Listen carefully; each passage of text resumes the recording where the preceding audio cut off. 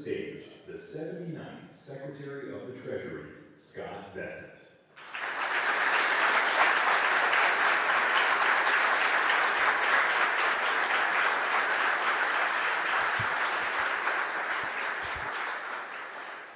Good morning. Thank you all for joining us on this historic occasion. And of course, let me extend a warm welcome to the First Lady of the United States, Melania Trump.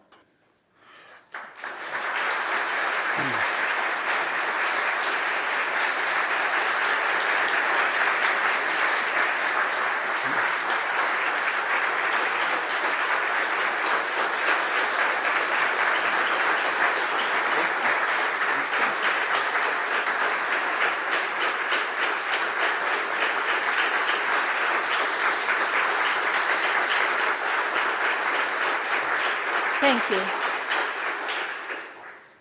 Good afternoon.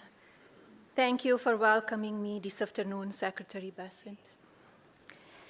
Since the earliest days of our republic, the Treasury has stood for America's financial credibility and stability. This very building is a monument of our confidence in the American experiment. Today, we are adding another important layer to the Treasury Department's foundation, economic stewardship.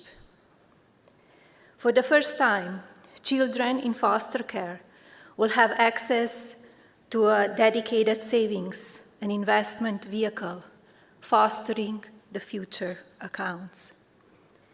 Fostering the Future accounts give foster children the same chance for asset ownership and long-term wealth building as every other American child.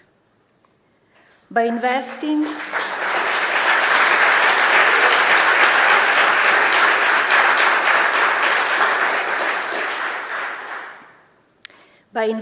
in our foster youth now, we help strengthen America's workforce, communities, and economic future. Ownership turns the principle of individual liberty into sustainable reality. For children in foster care, this is especially important. America can offer services, help, and protection, but real freedom means being able to make independent choices about your own future. Property ownership helps make that possible. When they turn 18, foster youth will be able to access the assets they own through Fostering the Future accounts. This will give them a foundation for independence and opportunity. For Fostering the Future youth, empowerment comes through ownership. This includes ownership of knowledge through education, and now ownership through savings and investment accounts. Education and savings accounts are the first steps toward personal independence. Fostering the Future accounts help create the conditions where liberty can flourish. Success is not about how many benefits a person receives, but rather about how much independence they achieve. Starting today, the Treasury will let state child welfare agencies and foster youth representatives set up Fostering the Future accounts for children in foster care.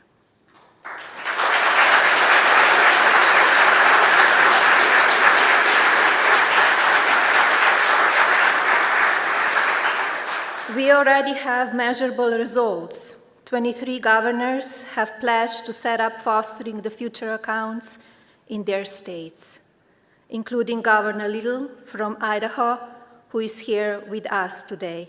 Thank you, Governor. Thank you.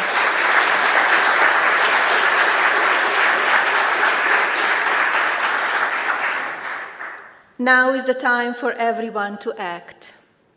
All 50 states should pledge to protect America's foster youth. Let's elevate America's children above politics. I urge every governor and business leader in America to help fund these accounts. Together, we can make sure foster youth enter adulthood with assets, opportunity, and a stronger path to independence. This is a historic moment for our nation.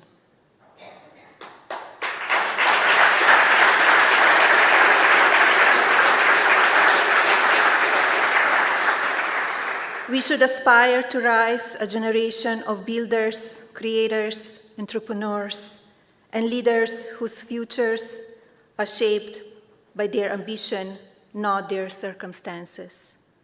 A strong education and financial assets will give them tools for a lifetime. Thank you.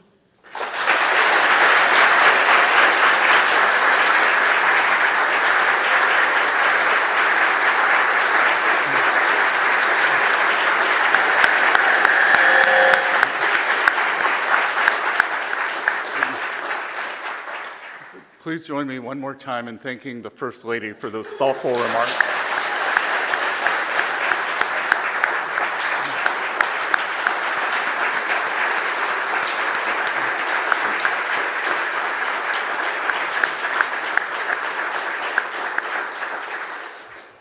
Fostering the Future is the latest expression of her longstanding work on behalf of America's children. And we at Treasury are grateful that Mrs. Trump has given generously of her leadership to the most important benefit for young people since the GI Bill. Through the leadership of First Lady Melania Trump and her Fostering the Future initiative, children and youth in foster care now have a pathway to benefit from Trump accounts.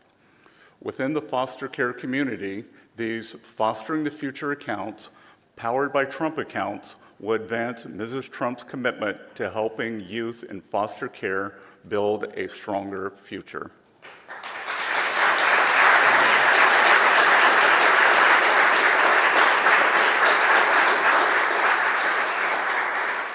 Of course, Trump accounts are a historic new savings tool to democratize the benefits of private ownership and compound growth. Every American child born between January 2025 and December 2028 is eligible to receive a $1,000 seed contribution from Treasury.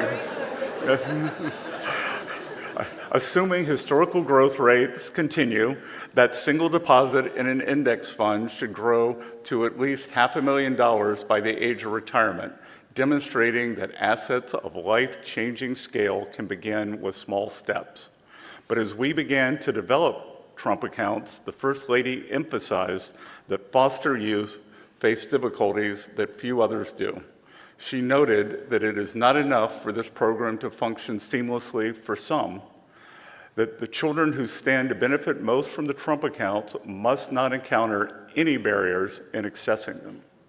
So today, because of the First Lady's leadership, we are embedding foster youth into the fabric of this program from the outset.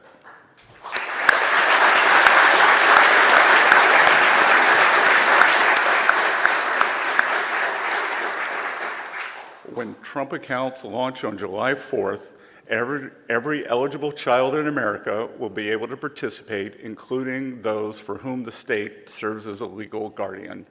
States can also help foster youth to accelerate their gains by directing survivor and SSI benefits into their Trump accounts. And at every step, Treasury will provide expert guidance to child welfare agencies through a dedicated support line. Now, as we begin to enroll eligible foster youth across the country, I especially want to recognize Governor Jeff Landry for his leadership. Our goal is to work toward full participation from all 50 states, and I encourage every local welfare agency to follow Louisiana's example by looking beyond a child's present circumstances to invest in their potential, by affirming that the child born into adversity possesses equal worth as the child born into abundance. Of course, those convictions have long animated the First Lady's Be Best Fostering the Future campaign. Now I'm delighted to see Mrs. Trump bring that same focus to the more than 330,000 young people who live in foster care. 1 in 5 of whom will become homeless after aging out of the system, while only half will obtain gainful employment by the time they turn 24. This will be a game changer. Those outcomes are unsettling, but today we refuse to accept them as inevitable.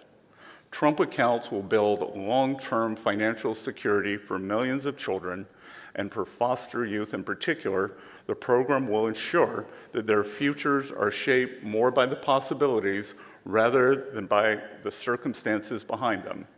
Now, there's a fitting historical symmetry in making today's announcement here at the Treasury Building. Of course, before he became America's first and most iconic Treasury Secretary, Alexander Hamilton was an orphan, sustained by little more than a belief that his origins need not define his fate. An indigent boy from the Caribbean could in fact become the man who made modern America. And along the way, Hamilton knew what it was like to come of age without the anchor of a stable home. Yet it was his wife who committed herself to the cause of foster children. Eliza Hamilton married one orphan, raised another, and then established New York's first private orphanage. I believe she did so because of an idea that remains as relevant in our time as it was 2 centuries ago in hers, that we cannot measure a person's value by the conditions of their birth or their upbringing. America was founded on that premise. No other nation dared stake its identity on the distance a citizen could travel from the place where they started. In fact, over the sweep of human civilization, the arc of a life was largely fixed before it even began. In the old world, outcomes were predetermined and mobility foreclosed. But today, we meet a remarkable moment in the life of a nation that has never attached greatness to the ease of beginnings. On the eve of America's 250th anniversary, we are demonstrating to foster youth that one's birth is not binding, and where they begin need bear no resemblance to what they can become. Today, in the place where Hamilton's legacy surrounds us, we are extending the reach of this institution to the young people his wife devoted herself to defending.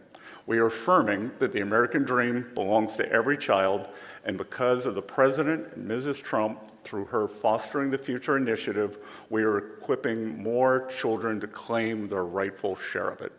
So thank you all once again for joining us and being part of this historic occasion. I look forward to the launch of the next chapter of Fostering the Future in Trump accounts in the coming weeks, and to the futures that will take shape alongside them in coming years ahead. Thank you very much.